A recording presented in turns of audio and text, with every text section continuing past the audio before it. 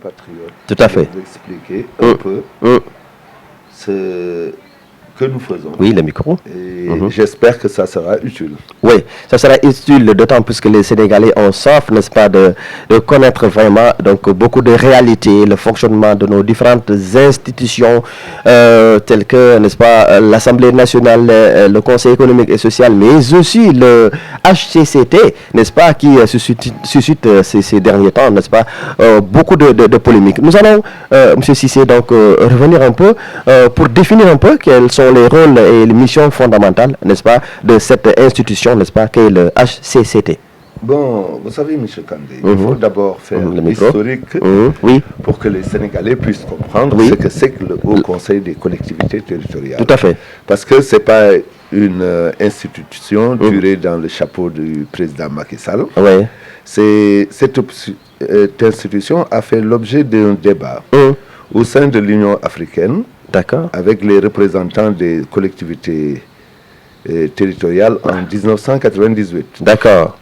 Puis, au sein de la CEDEAO, et matérialisé par l'UEMOA dans sa décision numéro 2 du 30 mai 2011, qui a créé la Chambre des collectivités territoriales à son sein.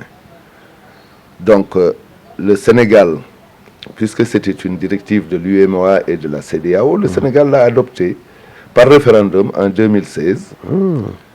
Et la CEDEAO avait chargé le président de la République, le président Macky Sall, pour qu'au sommet de janvier 2013, pour qu'il plaide au sein de l'Union africaine pour l'érection des hauts conseillers de collectivités territoriales au sein de chaque pays, parce que tout développement passe par les territoires. D'accord. Et les chefs d'État l'ont accepté. Il y a beaucoup de hauts conseils, mais sous diverses appellations dans les autres pays. D'accord. Il n'y a que le Sénégal et le Mali qui ont pris au Conseil des collectivités territoriales. Mais d'autres pays l'ont adopté. Donc ça n'exixte pas seulement au Sénégal, oui, ça n'existe pas seulement au Sénégal. Vous pouvez voir qu'en 2016, quand on nous a installés, il y avait le président du Haut Conseil malien des collectivités territoriales qui était là. Tout à fait. Donc,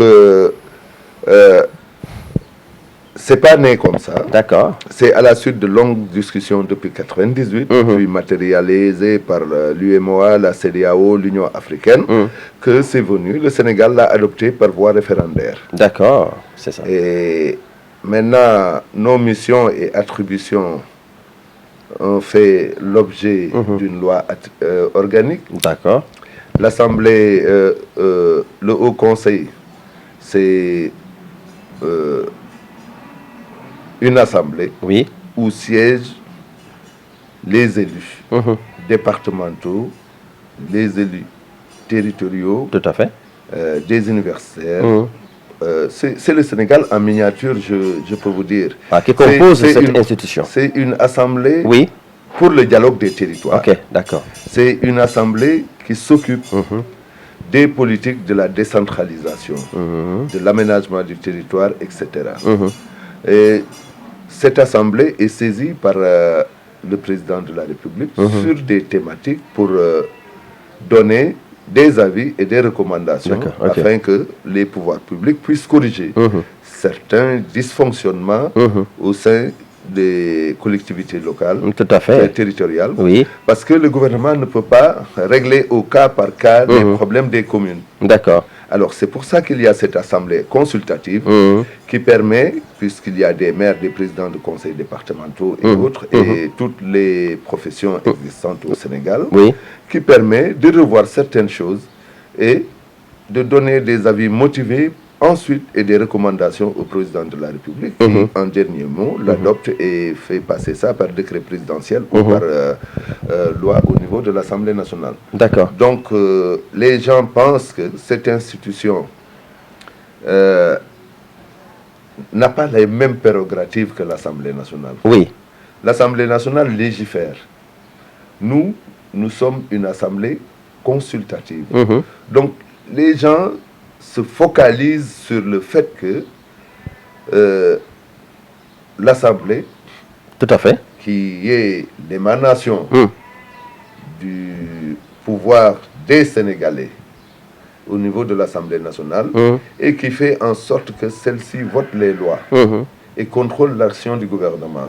Alors que nous n'avons pas ces prérogatives. Si on veut prendre les règles du football et les mettre dans le basketball, c'est le chaos. Ça donne pas, oui. Voilà, en fait, c'est ça qu'il faut comprendre. Voilà, donc du coup, moi je pense que, est-ce que, honorable, il n'y a pas un problème véritablement de communication donc à votre sein, parce que pour faire passer le message, pour que les gens puissent comprendre effectivement les rôles, missions et autres missions, n'est-ce pas, de cette institution, parce que de plus en plus certains ne comprennent pas.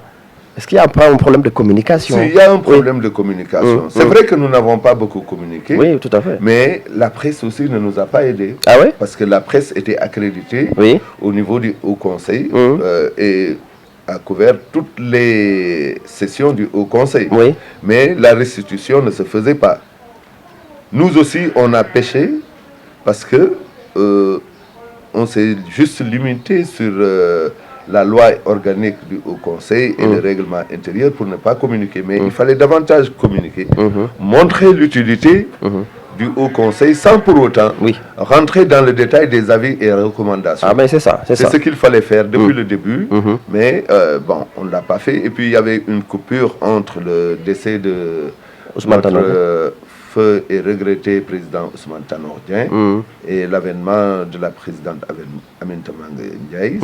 Il s'est passé un temps de deuil qui a fait en sorte que il fallait tout reprendre. Il fallait tout reprendre. Alors donc, vous le disiez tout à l'heure, Aminata Mbengue Ndiaye est l'actuelle présidente, puisque présidente, même si nous arrivons au terme, n'est-ce pas, de ce mandat déjà, on parle, n'est-ce pas, de renouvellement, je pense que c'est le 4, donc le 4 septembre. Oui, ça sera le 4 septembre. Voilà. Maintenant, si on faisait un peu le bilan, n'est-ce pas, de cette institution, le HCCT, de manière brève, puisqu'on ne peut pas certainement tout dire, n'est-ce pas, dans ce petit entretien, mais en tout cas de manière sommaire, quel est le bilan du HCCT? Tout ce que je peux vous dire, c'est que nous, comme j'ai l'habitude de le répéter, notre bilan est immatériel. Nous avons fait 26 avis qui sont motivés, déclinés en 548 recommandations. Et d'ailleurs, j'ai avec moi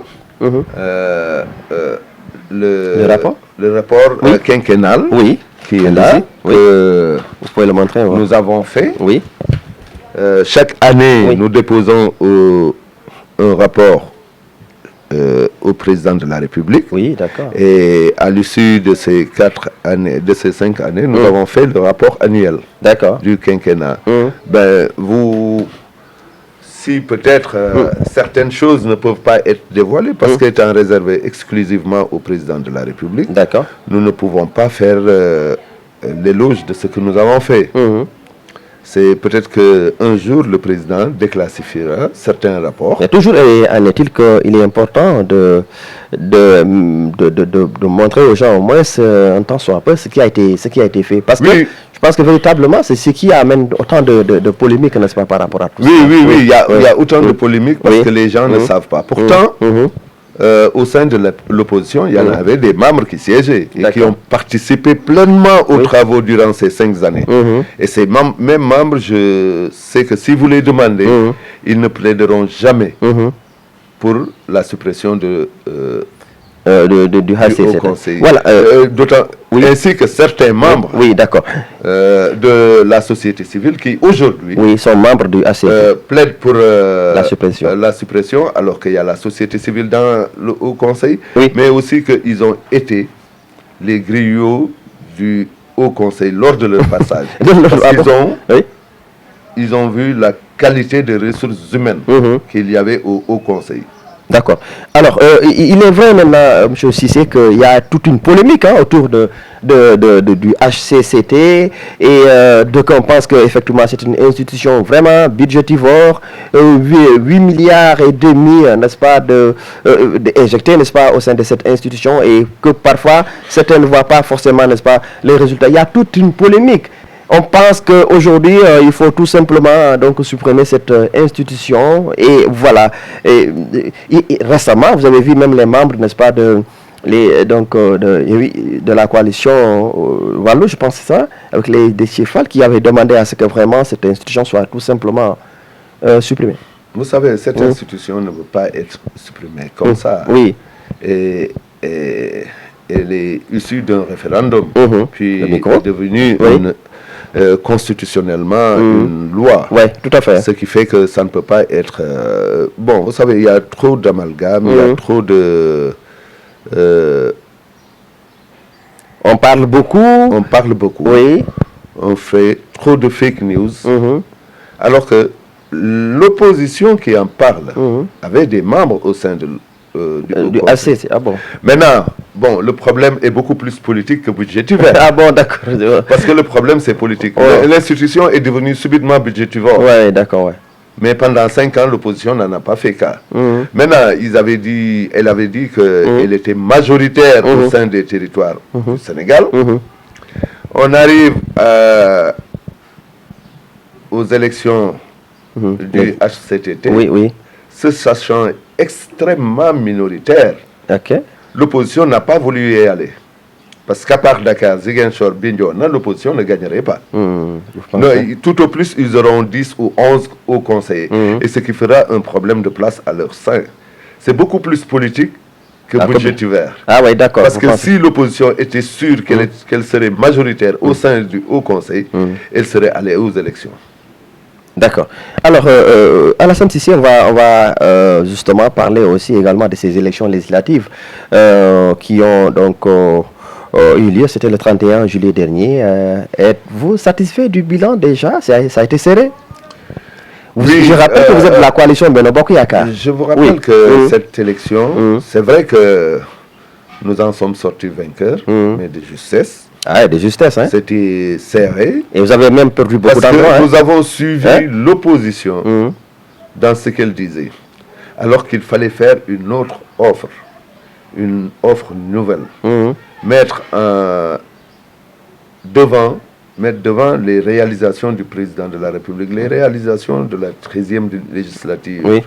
Et pourtant, ceux qui parlaient au nom de l'opposition, c'était eux qui amenaient la bagarre au sein de l'hémicycle. Et pourtant, ils étaient tellement dans les absentéistes qui ne venaient que lorsqu'il y avait session plénière, parce qu'il y avait les caméras et autres, pour invectiver, insulter et autres. Mais si on parlait de bilan, si on parlait de ce qu'a fait le président de la République, on aurait dû dépasser les 125 départements. Mais bon, les Sénégalais en ont jugé ainsi. L'intox a pris le devant sur la raison. Et ça fait un peu mal, mais nous allons gouverner ce pays. Vous parlez de l'attitude de l'opposition à l'Assemblée nationale, mais vous également, de la mouvance présidentielle, vous n'êtes pas exempt de reproches, puisque certains mots, nous avons vu, c'est de la mouvance présidentielle qui sont impliqués dans des affaires, n'est-ce pas, de trafic de visa et de fausses devises également. Vous savez. Donc vous aussi, vous n'êtes pas... non, la coalition n'est pas responsable des actes et délits des députés. Vous appartenez à la mouvance présidentielle. Si vous faites des délits, on vous prend. Donc la coalition n'est pas responsable individuellement des délits de ces députés. Donc il ne faut pas qu'il y ait confusion. Même s'ils appartiennent aussi à la mouvance, ce sont des Sénégalais qui ont bénéficié du suffrage des Sénégalais présentés par la coalition Benno Bokk Yakaar. Mais s'ils ont des problèmes avec la justice, s'ils ont fait des délits, c'est pas Benno Bokk Yakaar. Ça n'engage pas Benno Bokk Yakaar. Non, c'est l'engagement personnel de ces personnes. Très bien. Alors, M. Cissé, on parlait de ces élections législatives. Aujourd'hui, vous avez perdu, n'est-ce pas, la coalition Benno Bokk Yakaar dans certaines artères. Ziguinchor, vous me direz oui, parce que c'est le fief de Guy Marius Sagna et de Ousmane Sonko, mais aussi certains endroits comme Guédiawaye et entre autres, vous avez perdu beaucoup d'endroits. Bon, il y a beaucoup de choses qu'on ne peut pas dire. On ne peut pas dire dans un micro, mais c'est sûr que nous ferons l'évaluation de ces... parce que dans un premier temps... Est-ce que cela ne fait pas peur, puisque les élections locales, ça a été le cas, législatives, ça a été le cas, nous sommes à 1 an des élections présidentielles. Plusieurs personnes ont alerté tout au début, mais personne n'avait pris ces alertes au sérieux, parce que les gens pensaient que ces alertes étaient faite pour la présidentielle de 2024. 24, oui. Mais en fait, les alertes ont commencé bien avant les locales. Souvenez-vous de l'alerte du ministre d'État Mahmoud Saleh à Bourg, où il disait aux gens, si vous n'êtes pas unis et si on ne gagne pas ces élections, ainsi que les législatives, mieux vaut rendre les clés. Pourtant, il alertait sur la nécessité de l'union au sein de Benno Bokk Yakaar. Les gens ont pris ça pour de la politique politicienne. Alors que lui faisait une analyse prospective de la situation. Oui, une analyse prospective de la situation. Certains expliquent vraiment cette défaite, n'est-ce pas, dans plusieurs endroits de la coalition Benno Bokk Yakaar, dans plusieurs endroits. On explique cette défaite par le fait que, d'abord, il y a ce qu'on appelle la vie chère, n'est-ce pas, donc la conjoncture, n'est-ce pas, et d'autres aussi l'expliquent par le phénomène de la transhumance. Il faut aussi dire que, bon, certains ont quitté, n'est-ce pas, l'opposition, n'est-ce pas, pour rejoindre, n'est-ce pas, la mouvance présidentielle. Je peux vous en citer, Bamba Fall, Djibril Wade, entre autres. Bon, les Sénégalais savent que la conjoncture économique mondiale est catastrophique et que le Sénégal n'est pas un îlot dans le désert. Donc les gens comprennent que l'État a fait des efforts pour maintenir les prix parce que l'État a subventionné beaucoup de produits. Donc les Sénégalais doivent comprendre que l'État travaille pour eux. Parce qu'en subventionnant, elle minimise les risques d'augmentation. L'État minimise les risques d'augmentation des prix. Donc ça, bon, certains ont utilisé cet argument. D'autres ont, bon, la transhumance, ils ont parlé de transhumance. Oui, la transhumance nous a fait mal. Honnêtement, il faut le reconnaître que ça a fait mal à la mouvance présidentielle. Mais bon, on assume ce qu'on a fait et on continue. On va étudier la situation, revoir ce qui ne marche pas et aller de l'avant. Tout à fait. Mesdames et messieurs, je rappelle que vous suivez votre émission Entretien avec l'invité du jour, Alassane Cissé, membre du Haut Conseil des collectivités territoriales. Alors, M. Cissé, nous allons maintenant parler, n'est-ce pas, de toute autre chose, avec justement le calendrier diplomatique, n'est-ce pas, du président de la République, Macky Sall, n'est-ce pas, qui d'abord, avant de revenir sur son voyage, n'est-ce pas, au Mali et au Tchad, mais le président de la République, n'est-ce pas, s'est rendu, n'est-ce pas, en Russie pour rencontrer le président russe suite justement à l'embargo qui a été justement infligé à la Russie, et du coup ce qui a eu des répercussions un peu partout dans le monde du point de vue économique, les céréales qui ont été un peu bloquées. Comment vous jugez justement cet acte du président de la République qui est parti au nom de l'Afrique, hein? Vous savez, même avant ça, le président avait mis la diplomatie au cœur de son action. Mais c'est normal, le Sénégal a été toujours un des grands pays diplomatiques du monde. Notre diplomatie a été rayonnante. Le président Macky Sall a bénéficié des conseils des 3 régimes qui se sont succédés avant lui.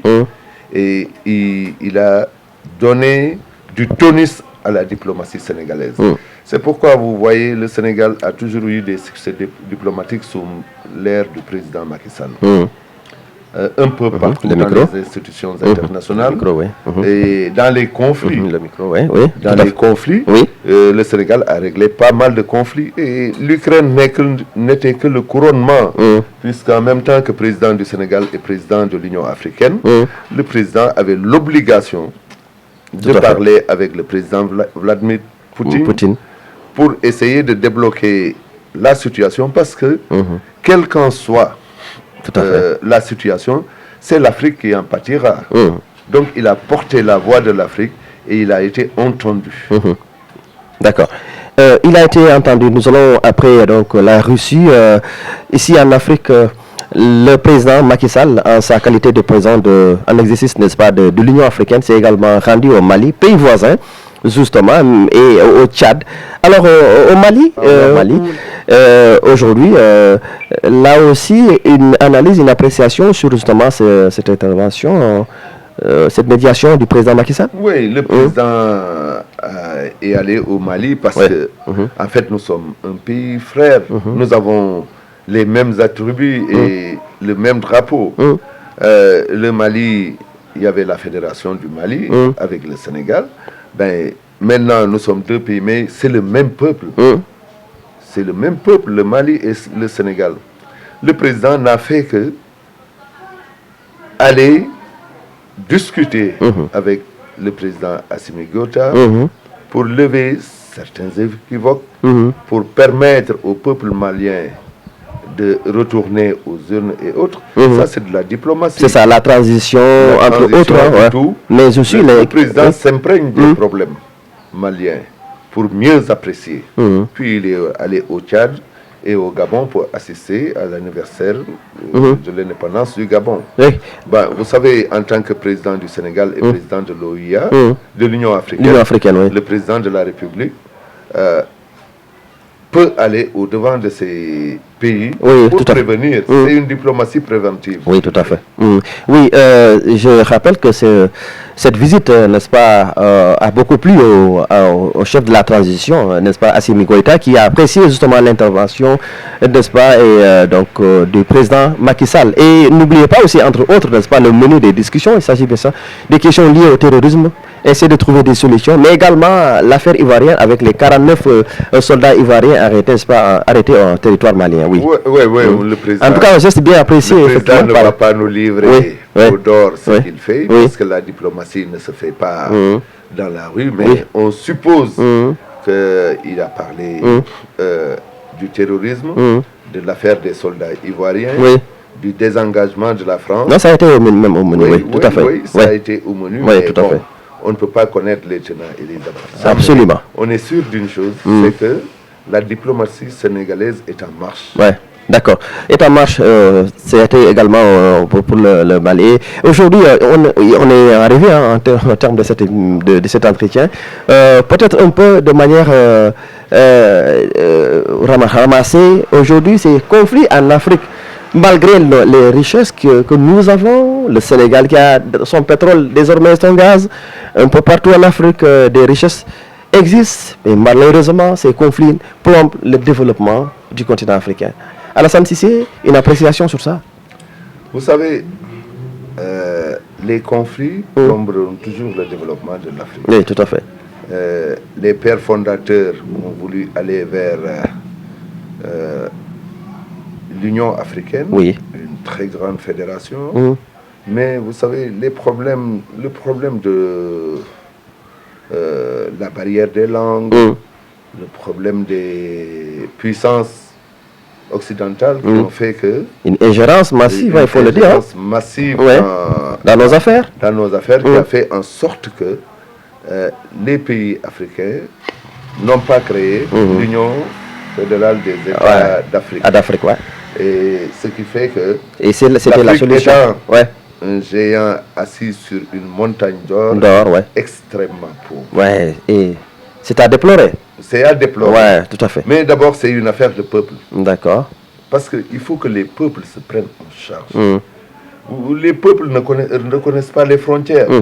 Ce sont les États qui reconnaissent les frontières. Tout à fait. Mais il n'y a pas une volonté d'aller pour créer quelque chose ensemble. Et c'est cette volonté politique-là qu'il faut que nous dirigeons. Le micro. Tout à fait. Alors, M. Cissé, c'est la fin de cet entretien. Juste un dernier mot. Merci, ça a été un plaisir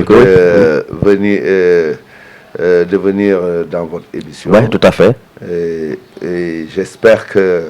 On se reverra très bientôt. On se reverra très bientôt dans une autre émission. Oui, tout à fait. Et Inch'Allah. Je souhaite une bonne nuit à tous les téléspectateurs. Oui, merci beaucoup. Merci. Voilà, mesdames et messieurs, c'était donc l'entretien avec l'invité du jour, M. Alassane Cissé. Alassane Cissé, qui est membre du Haut Conseil des collectivités territoriales. On se donne rendez-vous donc très bientôt, si Dieu le veut. Passez d'excellents moments en compagnie de nos programmes. Au revoir.